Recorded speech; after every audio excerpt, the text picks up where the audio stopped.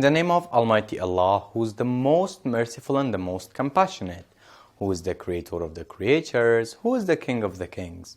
Hello dear students, I hope you're all doing well, safe and sound. Welcome to our new lesson. Grade 10 English book, Unit 4, Lesson 6, page 50. به نام یاد خداوند بخشاینده و مهربان. السلام علیکم شاگرد عزیز. خدا کنه که خوب، جور، صحت و سلامت باشین. خوش آمدین به درس جدید ما و شما. کتاب انگلیسی صنف 10 فصل 4 درس 6 صفحه 50 کتابتان. Dear students, before we start our new lesson, let's review what we have studied in the previous lesson. شاگردان نهایت عزیز، قبل از اینکه درس جدید خود آغاز کنیم چه خوب است که یک مرور کوتاهی داشته باشیم به درس گذشته خود. Dear students, in the previous lesson we have studied one section and it was writing. شاگردان نهایت عزیز، ما شما در درس گذشته یک بخش را آموختیم و او بخش نوشتن بود. So, in today's lesson، خب در درس که قرار است امروز ما شما بخونیم we will study one section and its activities.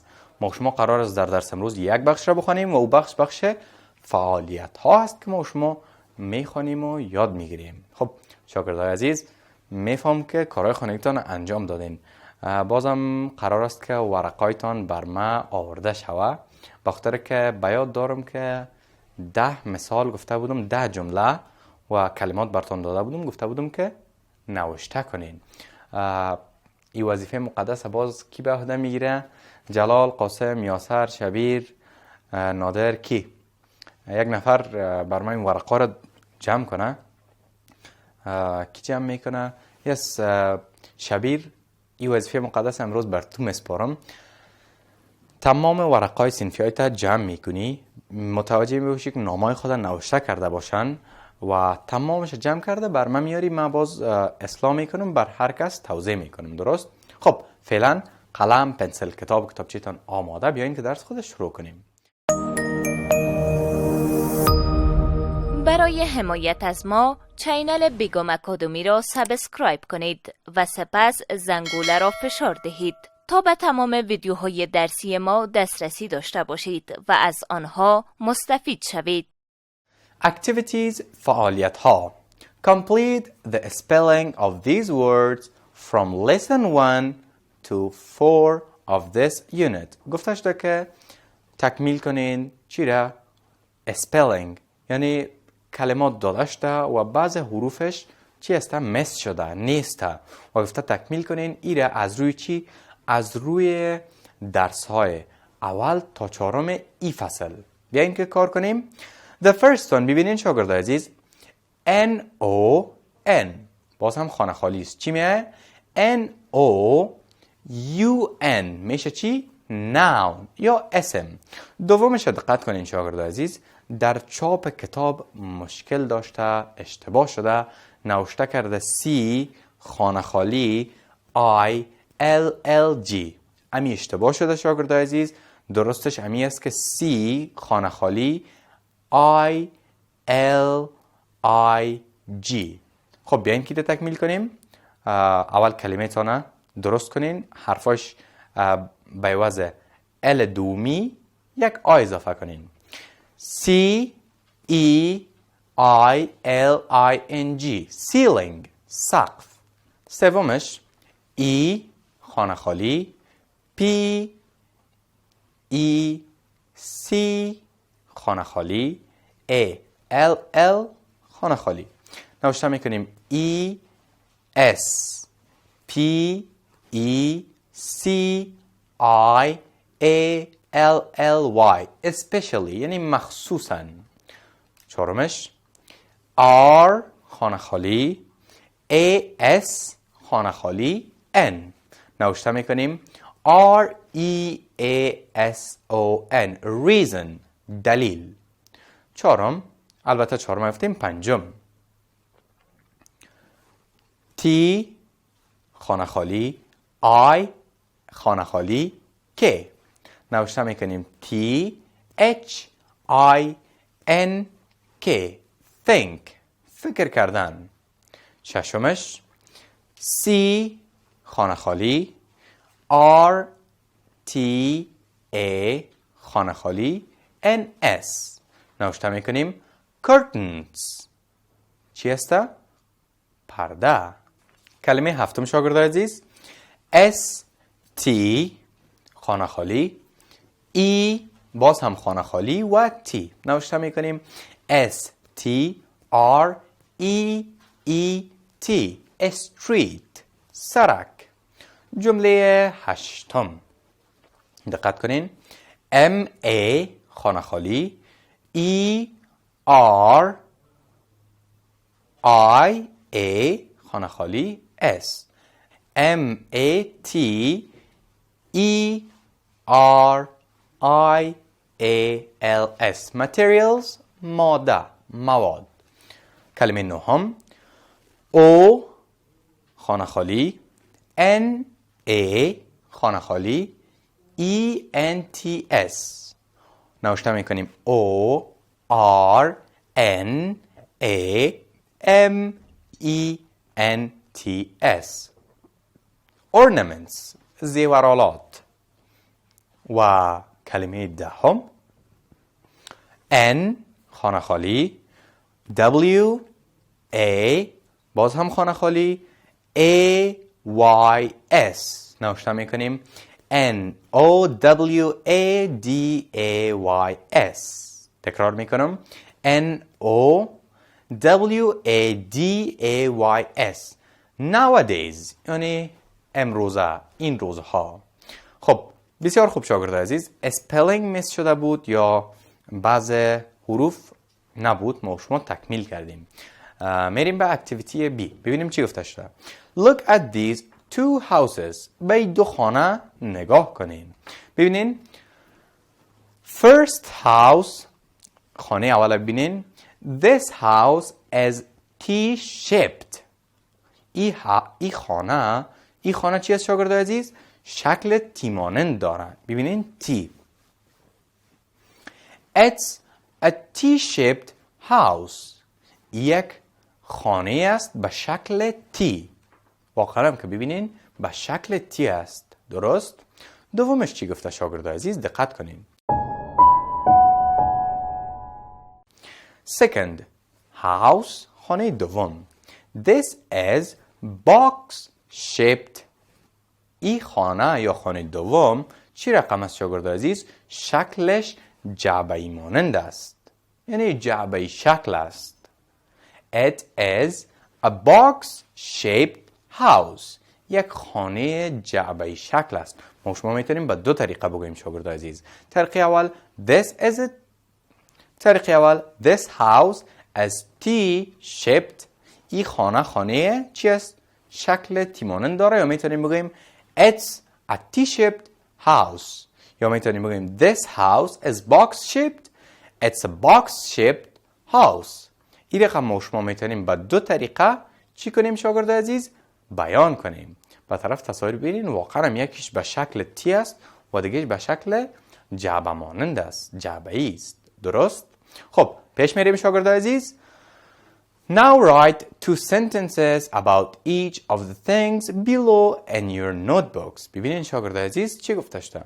گفته شده که حالا دو جمله بر هر چیزی که در تصویر میبینین در تصویر پایین شما در کتابچه‌تان نوشته میکنین. ببینین در تصویر چی است شاگرد عزیز؟ تصویر ببینین. چی رو میبینین شما شاگرد عزیز؟ یک L shaped house, U shaped house. درست؟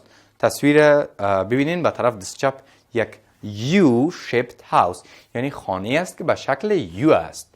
دومش ببینین L shaped house یعنی به شکل چی است؟ L هست. همین رقم نیست. و اخیرش ببینین it's a 5 shaped house یک خانه است که به شکل 5 یا عدد 5 است. شما چی میکنین شاگرد عزیز؟ بر هر کدام از این چی میکنین در کتابچه‌تان دو جمله نوشته میکنین. درست شاگرد عزیز؟ حتما دو جمله برای اینا نوشته کنین که فراموشتان نشه. خب پیش میریم شاگرد عزیز. Answer these questions in your notebooks. سوالات سائل را در کتابچه‌تان پاسخ بدین. خب شاگردان نهایت عزیز گفته شده که چی کنین شما؟ سوالات پاسخ بدین و در کتابچه‌هایتان نوشته کنین. درست؟ بیاین که یک بار کار کنیم ببینیم که سوالات چگونه است. The first question، سوال اول، What shape is your house؟ خانه شما چه شکلی است شاگرد عزیز؟ ما شما شکل‌های خانه را خواندیم. تی شکل بود، یعنی شکل تی مانند بود، جعبه مانند بود، یو مانند بود، ال مانند بود. چه رقم است از شما؟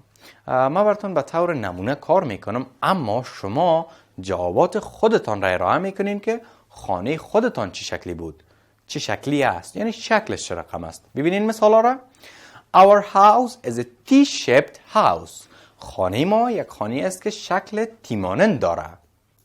دومش، What shape is your classroom؟ صنف درسی شما شکلش چگونه است، یعنی چه رقم یک شکل داره. Our classroom is a L-shaped classroom. صنف درسی ما یک صنف درسی است که شکلش چی است؟ L-shaped. درست؟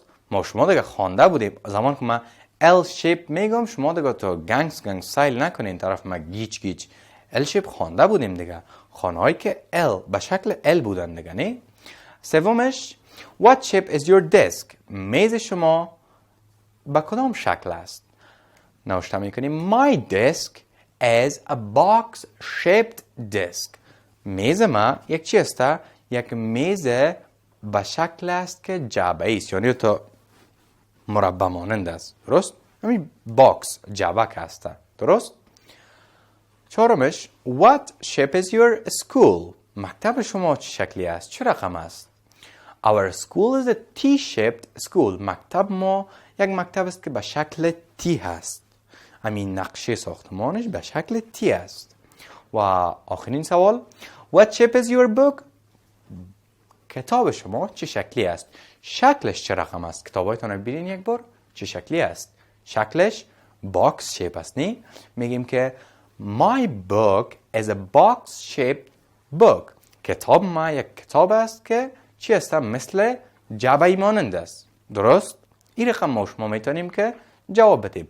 البته بازم تکرار میکنم این جوابات ما ارائه کردم، شما جوابات خودتان ارائه میکنین، ما براتون این راهنمایی کردم. خب شاگردای نهایت عزیز، این بود درس امروز ما و شما. خدا کنه که یاد گرفته باشین.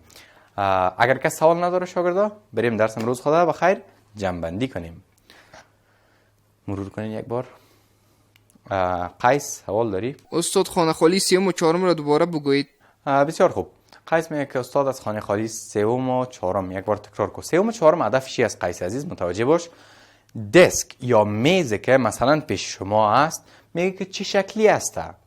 تی شکل است، مثل تی است، مثل یو است، یا مثل یک جعبه واره، یک کارتن واره یک شکل داره. چی شکل است؟ درست؟ ما براتون به طور نمونه گفتم که My desk is a box shaped desk. میز ما مثلا میزی که پیش روی ما هستنه، میز ما چی است؟ شکل جعبه مانند داره یا شکل چی را داره؟ باکس شیپ. خود باکس چی است؟ خود باکس جعبه، یک چیز قوطی برد بگویم. قوطی را دیدی؟ مثلا قوطی های چارکنج که می باشه، اون را برش میگن باکس شیپ. درست؟ و چهارمش گفتی What shape is your school؟ یعنی می شکل و نقشه مکتب شما چه رقم است؟ من این را بر چی گفتم؟ نمونه گفتم. مگرم تو میتونی نقشه مکتبتان در ذهنت بیاری که چگونه است، چه رقم است. مثلا ما گفتم که تی وار است. گفتم که our school is a T-shaped school. مکتب ما یک مکتب است که شکل تی مانند داره. تی چه رقم است؟ این رقم. درست؟ تی. نقشش یعنی که از بالا سیل کنی اما یک چیز است. این برش میگن شکل تی مانند. درست؟ امیدوار هستم قیس عزیز سوال درک کرده باشی و فهمیده باشی. شاگردای نهایت عزیز که سوال نداره دیگه پیش بریم جمع کنیم درس خدا. خب بیاین که کوتاه جمع بندی کنیم درس امروز خودم. ما و شما شاگرد عزیز در درس امروز یک بخش آموختیم، بخش اکتیویتیز یا فعالیت ها بود که خواندیم و یاد گرفتیم. بریم به طرف کارهای خانگی. آماده هستین؟ هومورک کارخانگی. Answer the following question. سوالات ذیل را پاسخ دهید. What shape is your house؟ خانه شما چه شکلی است؟ What shape is your books؟ کتاب های شما چه شکلی است؟ شکلش چه رقم است؟ What shape is your car؟ موترتان چه شکلی است؟ What shape is your TV؟ تلویزیون شما شکلش چه رقم است؟ حتما سوالات پاسخ میدین شاگرد عزیز. خب شاگردای نهایت عزیز، این بود درس امروز ما و شما. خدا کنه که یاد گرفته باشین درس امروزه. تا درس آینده باز هم یکی دیگه خدا میبینیم. شما را به الله یکتا و بی‌نیاز میسپارم. قبل از آغاز درس بعدی وقفه کوتاه میگیریم.